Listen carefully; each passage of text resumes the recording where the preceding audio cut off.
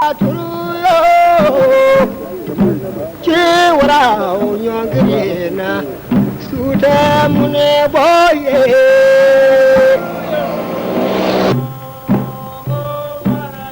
coopération entre le Mali et la Banque mondiale est assurément ce qu'il convient d'appeler aujourd'hui l'instrument privilégié au service du développement et de la lutte contre la pauvreté. Tant les domaines d'intervention de cette coopération sont nombreux et divers et concourent de façon générale à assurer l'accès aux services sociaux de base. Construction de salles de classe, adduction d'eau, réalisation d'infrastructures rurales, bref, un partenariat au cœur des objectifs du millénaire pour le développement. C'est dans ce contexte que la Banque mondiale a organisé une mission avec la presse dans les localités de Yorosso, Mopti, Bankas, Bundam, Yofenke et Tombouctou. Objectif, discuter avec les bénéficiaires des interventions et réalisations de l'institution financière dans les dites localités. Ces visites visaient également à montrer la diversité, la cohérence et la complémentarité des interventions de la Banque mondiale à travers leur impact sur la vie des populations bénéficiaires. Les localités de Yorosso, Bankas et la cité historique de Amdalaï, par exemple, disposent du réseau d'électrification de l'Agence malienne pour le développement de l'énergie domestique et l'électrification rurale Amader grâce à une subvention de la Banque mondiale. À Yorosso, les 6000 habitants de la ville attendent avec beaucoup d'impatience la fin des travaux d'installation du réseau d'électricité Amader. Ici, les poteaux de l'éclairage public sont déjà en place et n'attendent que la finition des travaux du centre devant abriter les 2 groupes électrogènes pour éclairer la ville. La zone est déjà couverte par le système de l'énergie solaire par l'opérateur Yelenkoura avec ses 142 abonnés. En tout cas, ici, l'on est convaincu que l'électricité, loin d'être un luxe, est un outil de développement. C'est une joie pour nous. Par rapport à l'électrification de la ville, vous voyez, je ne sais même pas où commencer, n'est-ce pas? Tous ceux qui nous ont précédés, l'ont sollicité. C'est le départ, c'est le bon pour le développement de Yorosso. Socialement, l'éclairage public. Nous avons des lycéens venant de partout du cercle. Même ceux qui sont dans des logements de fortune, hein, les parents n'ont pas les moyens de leur payer, par exemple, un lieu où les héberger dans un lieu qui sera éclairé, quand même, avec l'éclairage public, ils pourront aisément apprendre les leçons. Économiquement, c'est important parce que ça permet à nos socioprofessionnels de prendre d'autres initiatives, d'autres investisseurs qui vont venir à cause de l'électricité de lutter contre le chômage.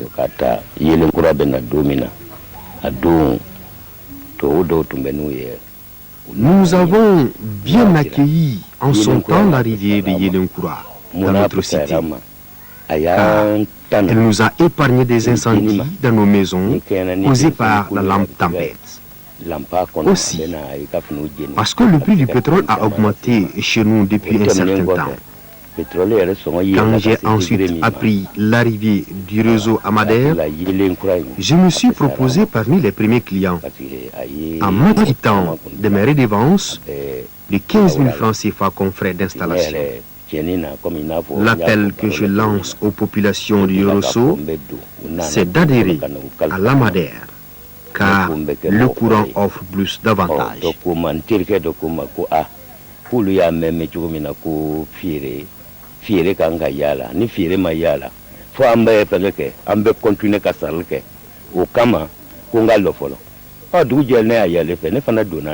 Si à Yorosso, le réseau n'était pas encore fonctionnel lors du passage de la mission, à Bankas, en revanche, l'on se réjouit des avantages de l'éclairage public. Le réseau du Bankas, avec ses 41 points lumineux, est alimenté à partir d'une plateforme multifonctionnelle d'une puissance de 12 kVA dont la gestion est assurée par les femmes. De même, cette plateforme fait tourner les moulins. Ici, quoi que la fourniture d'électricité reste de loin en deçà de la population, les quelques bénéficiaires et responsables de la ville ont témoigné toute leur fierté. Effectivement, c'est la CAFO qui gère la plateforme et puis l'Amader en même temps. Parce que c'est le groupe Amader et puis le moulin plateforme, c'est dans une seule maisonnette. Donc dans la journée, on fait les activités de la plateforme. À partir de 19h, on donne de l'électricité à la population. Depuis qu'on a commencé, nous nous félicitons. Depuis qu'on a commencé, il n'y a pas eu d'arrêt. Jusqu'à nos jours, on est en train de donner l'électricité. Et puis l'avantage même de l'électricité, c'est que nos enfants, et puis les mendiants qui se promenaient pour aller chercher des bois et puis des tiges pour étudier la nuit, tout le monde c'est autour de l'électricité maintenant, qui apprennent leurs leçons. Il y a des femmes aussi qui font la commercialisation autour de ces lumières-là. Exceptionnellement des plus bas, soit cet même enthousiasme à Amdalaï, la cité historique, cette petite bourgade de quelques centaines d'habitants située à une trentaine de kilomètres au sud de Mopti, dispose du réseau Amader depuis juin 2006. Ici, les cumuls d'impayés de factures restent le goulot d'étranglement du système. En électricité à Amdalaï sont 150 francs CFA l'ampoule ou la prise par mois. Au cours des échanges avec la presse, les populations ont... Et pourtant, les tarifs de facture exprimaient plutôt des problèmes d'eau potable. Aussi ont-elles souhaité d'autres appuis en vue de créer de nouvelles sources de revenus dans la localité. Sur le même projet d'énergie domestique, la Banque mondiale, à travers l'Amader, a subventionné des sociétés de distribution de gaz butane. C'est le cas par exemple de Sodigaz qui dispose d'un centre d'emplissage à Sévaré. Le centre ambitionne de ravitailler la commune et toute la région de Mopti en gaz butane à des prix défiant toute concurrence. Dans la région de Tombouctou, la société dispose d'un dépôt de gaz à Goundam et des points de vente à Tombouctou et Direy que la mission a visité.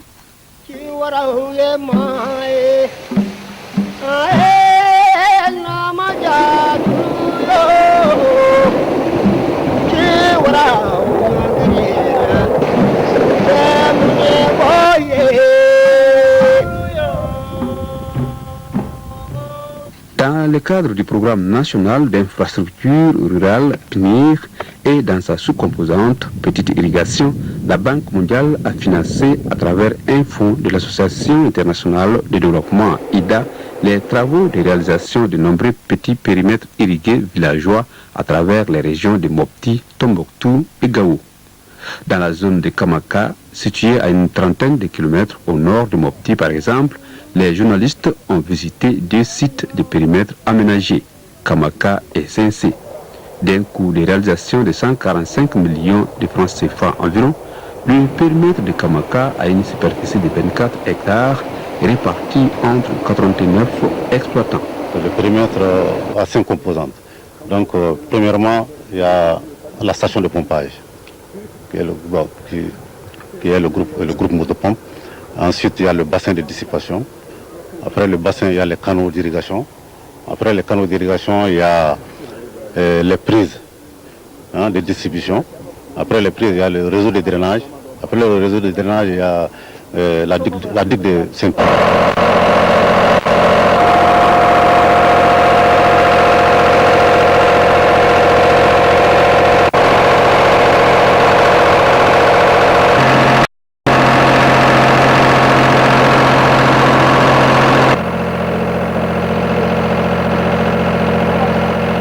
L'aménagement de ce périmètre a permis de relever le niveau de production de riz, principale culture, soit 6 à 8 tonnes à l'hectare, et d'augmenter du coup les revenus des populations locales et de réduire les phénomènes de l'exode rural des jeunes. Car les paysans peuvent désormais mener des cultures de contre-saison, comme on voit ici ces exploitants qui préparent activement leur pépinière. Vraiment, dans les jeunes, on a vu quand même que sans les périmètres, il n'y a pas de vie. Parce qu'il faut que je dise comme ça, parce qu'il n'y a pas de pluie, il n'y a pas de crue. ce qui nous a poussé de chercher les périmètres pour pouvoir survivre dans la zone. Aujourd'hui, le village qui n'a pas de périmètre, ne peut pas s'autosuffire. Il faut reconnaître qu'un village qui n'a pas de périmètre est obligé de rejoindre les autres villages dont on trouve des périmètres pour pouvoir trouver à manger. Il m'est difficile de numérer ici tous les avantages que nous tirons de ce périmètre. Dieu merci. Son aménagement a été en tout cas salutaire pour nous. Désormais, nous pouvons travailler pour assurer notre autosuffisance alimentaire. Mieux, tous nos enfants qui étaient en exode ont regagné le bercail grâce à ce périmètre. Même constat au niveau du périmètre de Saint-C où 115 exploitants se répartissent les 24 hectares. Un périmètre qui était abandonné depuis plus d'une trentaine d'années par manque d'eau. Aujourd'hui, avec l'aménagement de ce périmètre en maîtrise totale, c'est le rêve qui devient réalité pour les populations de cette zone.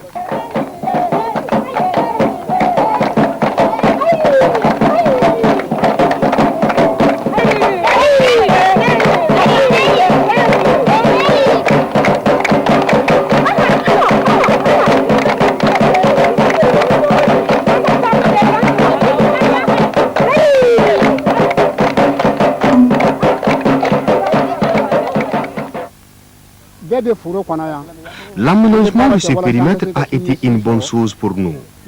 Tout le village de Saint-Zé est occupé maintenant en toute saison de l'année. Comme vous le constatez d'ailleurs, avec l'exploitation de ce périmètre, nous pensons que nous pouvons assurer notre autosuffisance alimentaire.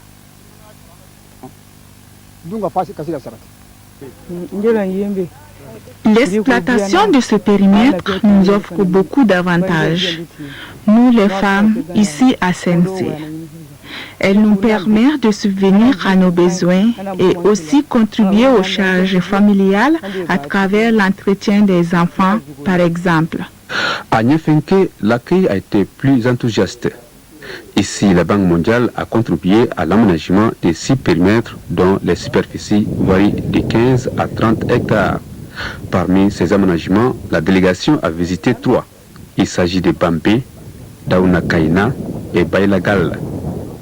Qu'au total des réalisations de ces 3 périmètres, près de 400 millions de francs CFA. Des périmètres qui représentent aujourd'hui pour les populations de cette localité un trésor inépuisable. Car beaucoup de familles à Niafenke sont désormais à l'abri des précarités conjoncturelles. Nous avons tiré beaucoup d'avantages de l'exploitation de ce périmètre. Il y a parmi nous des gens qui se sont fait des voitures, des motos, un troupeau de vaches grâce à cet appui du PNIR.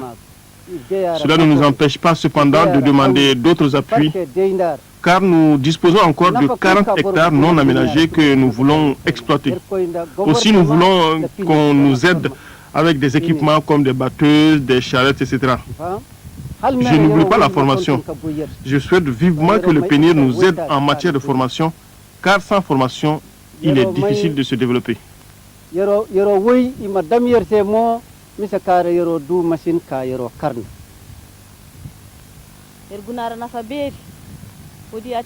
Nous avons eu beaucoup de bonheur dans l'exploitation du périmètre. La saison dernière, nous avons récolté 6 tonnes de riz. Nous avons épargné 4 tonnes pour la consommation et le reste a été vendu pour subvenir à nos besoins immédiats. Nous demandons au PNIR de nous équiper en charrettes, en grillage, pour notre jardin et autres matériels aratoires. La Banque mondiale est également présente au Mali à travers le programme d'investissement dans le secteur de l'éducation PIS 1. À Mopti, l'institution financière a contribué à la réalisation du lycée public sur fonds IDA à hauteur de 1 milliard 230 millions de francs CFA environ, sur une enveloppe totale de 1 milliard 300 millions de francs CFA environ. Cet établissement qui a une capacité d'accueil de plus de 1000 élèves met fin au calvaire des enfants qui étaient obligés de parcourir les 12 km séparant Mopti et Sévaré pour prendre des cours au lycée Amadou Diko. Ce joyau architectural comprend 14 salles de classe, un bloc administratif, un bloc scientifique, une bibliothèque, des latrines, une chambre pour gardien et une aire de sport. Déjà pour cette année scolaire 2006-2007, L'établissement accueille 200 élèves en 10e année.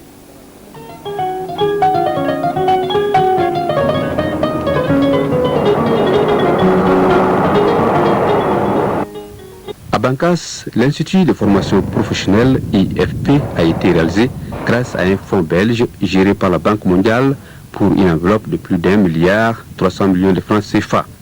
L'établissement a une capacité d'accueil de 1500 à 2000 élèves et devra démarrer en octobre 2007 avec des filières comme la mécanique agricole, l'élevage ou encore la climatisation froid.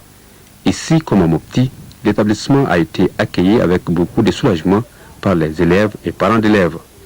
Car une fois admis au DF, puis orientés au lycée, nombre d'élèves ressortissants de Bankas étaient contraints à l'abandon à cause des conditions difficiles de séjour à Badjangara ou à Kourou.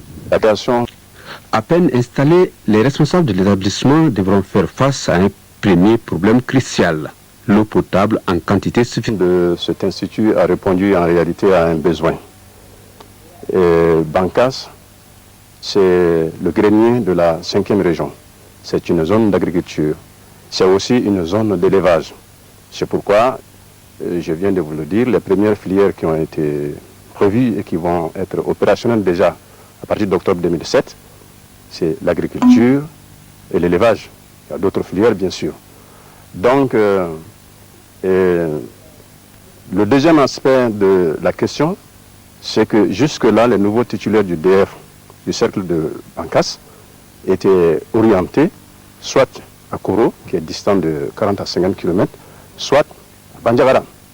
Et les conditions d'hébergement, d'accueil, selon les informations que j'ai recueillies, étaient tellement difficiles que beaucoup abandonnaient en cours de route. Donc il y avait un taux élevé de déperdition scolaire. Alors je crois que la création de l'IFP va résoudre ce problème-là ou le minimiser. Car ici, la capacité du château est loin de couvrir les besoins de l'école en eau. Dans une zone où cette denrée vitale est des plus rares, les soucis des responsables ne pouvaient qu'être grands. Ajoutez à cela l'éloignement de l'école de la ville. Le problème d'eau ici est un problème crucial. Je suis venu, on m'a dit qu'il y a un château d'eau qui doit alimenter l'IFP, mais je remarque que la capacité de ce château est nettement insuffisante. Il suffit par exemple que le gardien qui est là arrose les arbres que vous voyez et les fleurs pour que tout de suite le robinet soit sec. Et pour que le stock d'eau se reconstitue, il faut attendre 1 heure ou 2. Et les premières eaux aussi qui sortent des robinets sont boueuses. Je suppose qu'elles sont alors inaptes à la consommation. Voilà, ça c'est le premier problème.